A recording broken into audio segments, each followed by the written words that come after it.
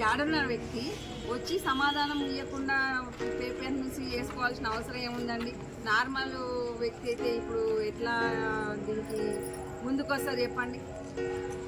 ఏ city అయితేంది, ఎవరైతేంది, ఏ వ్యవస్థ అయినా ఈ అమ్మాయికి న్యాయమే జరుగుతలేదు.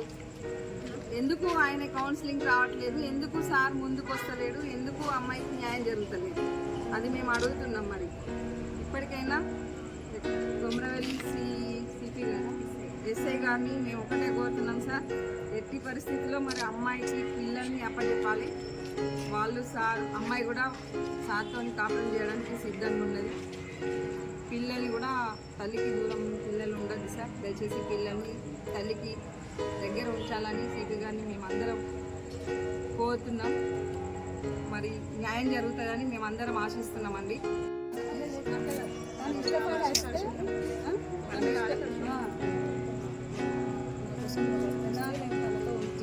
నా భర్తతో జీవితం కొనసాగించడానికి నేను సిద్ధంగానే ఉన్నా. భర్త అద్దని నాకేం లేదు. నాకు నా భర్త కావాలి, పిల్లలు కావాలి. మీడియా ముఖంగా నేను ఒకటే కోరుకుంటున్నా, నా పిల్లలు నాకు ఇప్పించండి. నా పిల్లలు సిద్దిపేట సిపి గారికి ఇదే నా విన్నతి, కరీంనగర్ సిపి గారికి కూడా నా విన్నతి. నాకు నా పిల్లలు కావాలి. నా పిల్లలకు ప్రాణ భయం ఉంది. నా భర్తతోటి థర్డ్ పర్సన్ అన్న ఆమెతోటి కూడా నా పిల్లలకి ప్రాణ భయం ఉంది. నా పిల్లలు నా దగ్గర ఉంటేనే సురక్షితంగా ఉంటారు. జోడించి మీడియా ముఖంగా నేను ఒకటే అడుగుతున్నా, నా పిల్లల్ని నాకు ఇప్పించండి. నా పిల్లలు నాకు ఇప్పించండి. నా పిల్లలు లేకుంటే నేను ఇక్కడ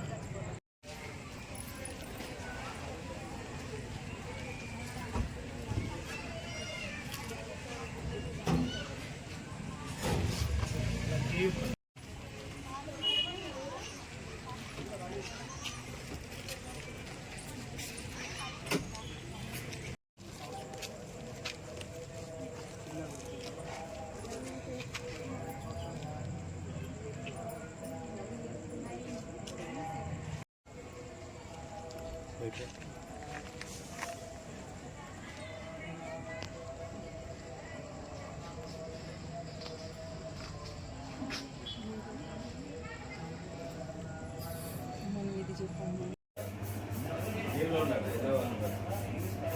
మానస, wife of SI Nagaraju, Komarelli SI Nagaraju. మాకు 10 years అవుతుంది మ్యారేజ్. నాకు 2 పిల్లలు. 1 year బ్యాక్ నన్ను కరీంనగర్లో పెట్టిండు, అని కొమరెల్లిలో ఉంటుంది. ఇక్కడికి పిల్లల్ని తీసుకొని వెళ్ళిపోయిండు నన్ను కొట్టి. కరీంనగర్లో 9 months మంచిగానే ఉన్నాం. తర్వాత నా మీద ఎలిగేషన్ పెట్టి పిల్లల్ని తీసుకొని వెళ్ళిపోయిండు. నన్ను కొట్టి పిల్లల్ని తీసుకొని వెళ్ళిపోయిండు. 2 months అవుతుంది. నేను పోలీస్ స్టేషన్ చుట్టూ తిరుగుతున్నా. నాకు ఎక్కడ కూడా న్యాయం జరుగుతలేదు. పిల్లల కోసమని నేను ఇక డిసైడ్ అయ్యి నేను ఇక్కడికి పిల్లల కోసమని ఇక్కడికి వచ్చిన. స్టేషన్ ముందు కూర్చున్నా. ఇక్కడ ఇంటికి వెళ్తే ఇంటికాడ లేరు. పిల్లలు తీసుకొని హైదరాబాద్ వెళ్ళినట్టు తెలుస్తుంది. ఇక్కడ చూస్తేనేమో మీరు అమ్మాయి ఎస్ఐ భార్య అని అంటారు.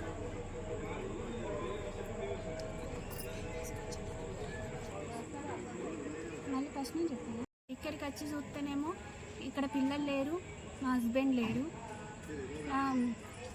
ఇక్కడ చూసిన వాళ్ళందరూ మీరు ఆ అమ్మాయి ఎస్ఐ వైఫ్, మరి ఇక్కడ ఆల్రెడీ ఇంకో అమ్మాయిని మీరు వచ్చి ఆమె ఎస్ఐ వైఫ్ అని ఉంటుంది మరి అని చెప్తారు. నాకు ఇక్కడికి వచ్చినాకనే మ్యాటర్ అర్థమైంది. అని మరో మ్యారేజ్ చేసుకున్నట్టు. నేను నా పిల్లల కోసం ఇక్కడికి వచ్చిన. నాకు నా భర్తతో సంసారం కావాలి, నా పిల్లలు కావాలి. సిద్దిపేట సిపి మేడాన్ని కూడా కలిసిన. కౌన్సిలింగ్ పిలిపించినా కూడా వస్తలేడు. స్టేషన్కి వెళ్ళినా కూడా వస్తలేడు. తప్పించుకొని తిరుగుతాడు. నేను నా పిల్లల కోసమని ఇక్కడికి మా ఆయన ఉన్న ఇంటికి వెళ్తే అక్కడ రూమ్కు తాళం వేసింది. ఇక్కడ మీరెవరమ్మా అని అడిగారు. నేను ఎస్ఐ వైఫ్ అని చెప్పిన. మీరు ఎస్ఐ వైఫ్ అమ్మ, మరి ఇక్కడికి ఇంకో ఆమె వస్తుంది, 2-3 సార్లు వచ్చింది. ఆమె ఎస్ఐ వైఫ్ అని చెప్పింది. మరి తను మానస నాగరాజు, ఎస్ఐ నాగరాజు గారి వైఫ్. ఏమవుతుందంటే మొన్న గత 2 నెలల క్రితము తనను కొట్టేసి పిల్లల్ని తీసుకొని వెళ్ళిండు. అమ్మాయి మ్యారేజ్ అయ్యి 10 years అవుతుంది. అంటే ఈ క్రమంలో ఒక 8 years వరకు బాగానే ఉన్నారు. ఒక 2 years నుంచి తను వెమ్లవాడలో డ్యూటీ చేస్తున్నప్పుడు ఎవరో అనుకోకుండా ఒక అమ్మాయి పరిచయం అయింది. దాని తర్వాత పెళ్లి చేసుకున్నాడు అని చెప్పేసి తన అత్తకి ఓవరాల్గా చెప్పడం జరిగింది. కానీ ఏంది అంటే ఎలాంటి ప్రూఫ్స్ లేకుండా తను జాగ్రత్త పడుతున్నాడు. అదే క్రమంలో ఎప్పటికప్పుడు అమ్మాయిని మానసను హరాస్ చేస్తూనే ఉన్నాడు. హరాస్ చేసినా కూడా ఈ అమ్మాయి ఏంటంటే సరే నా భర్తే కదా అని చెప్పేసి ఎప్పటికప్పుడు సర్దుకుంటూ వచ్చింది. కొంతకాలం క్రితం ఇక్కడికి వచ్చిన తర్వాత కొమరవెల్లికి వచ్చిన తర్వాత కరీంనగర్లో ఉంచడం జరిగింది. కరీంనగర్లో ఉంచిన తర్వాత ఒకరోజు అనుకోకుండా సడన్గా వచ్చి అమ్మాయిని కొట్టి పిల్లల్ని తీసుకురావడం జరిగింది. ఇది జరిగి 2 months అవుతుంది. ఈ 2 months క్రితం ఏమైందంటే ఆమె కొట్టి పిల్లల్ని తీసుకొని వచ్చిన తర్వాత సిద్దిపేట సిపి గారిని కలవడం జరిగింది. సిద్దిపేట సిపి గారిని కలిసిన తర్వాత సిద్దిపేట సిపి గారు కౌన్సిలింగ్ ఇచ్చారు. సిద్దిపేట సిపి గారు కౌన్సిలింగ్ ఇచ్చి ఒక 1 month తర్వాత మీరు మళ్ళీ వచ్చి కలవండి, ఈలోపు అమ్మాయితో మాట్లాడు నాగరాజు, తర్వాత పిల్లల్ని తీసుకెళ్ళు, పిల్లల్ని మాట్లాడించు, అంతా మీరు కలిసి ఉండండి అని చెప్పేసి సిపి గారు చెప్పారట. కానీ మళ్ళీ 1 month తర్వాత వెళ్ళేసరికి కూడా తను నంబర్ బ్లాక్ చేసి సిద్దిపేట సిపి గారిని కలవలేదు. కనీసం అక్కడికి వచ్చి కూడా ఇది నా పర్సనల్ మ్యాటర్ అని చెప్పేసి చెప్పడం జరిగిందంట. ఇదంతా జరిగిన తర్వాత కూడా ఈ అమ్మాయి ఏంటంటే బాగా బెడ్ సిక్ అయింది. అంటే ఇన్ని రోజులు ఏం జరిగింది అని అంటే ఈమె బెడ్ సిక్ అయిపోయి పిల్లల కోసం బాగా సఫర్ అవుతుంది. ఈ మధ్య మొన్న ఫ్రైడే రోజు కరీంనగర్లో ఉమెన్ పిఎస్లో పిటిషన్ ఇచ్చినాము. అక్కడ మేడం ఫోన్ చేసినా రెస్పాండ్ అవుతలేడు. నిన్నటికి మొన్న ఆదివారం రోజు ఇంటికి వచ్చి మానస నుండి వాళ్ళ బామర్దిని కొట్టినా కూడా తను rural police station, Karimnagar rural police స్టేషన్లో పిటిషన్ ఇచ్చినాము. పిటిషన్ ఇస్తే కూడా అక్కడ కూడా ఫోన్ చేస్తే రెస్పాండ్ అవ్వట్లేదు. కాబట్టి పిల్లల కోసం అని చెప్పేసి ఈరోజు మానస కొమరవెల్లికి రావడం జరిగింది. కొమరవెల్లికి వచ్చిన తర్వాత ఏం జరిగిందని అంటే మేము వచ్చి అక్కడ ఎస్ఐ గారి వైఫ్ అయి ఉండి తన ఇల్లు తెలియదంటే ఇది ఎంత ఘోరమైనటువంటి పరిస్థితి అర్థం చేసుకోండి. అక్కడికి వెళ్ళేటప్పుడు మామూలుగా మేము ఎస్ఐ గారి ఇల్లు ఎక్కడ అని చెప్పేసి కనుక్కుంటూ వెళ్తూ ఉంటే ఆమెను ఎవరైతే తను ఒక అమ్మాయితో తిరుగుతున్నాడు అని చెప్పేసి తెలిసింది.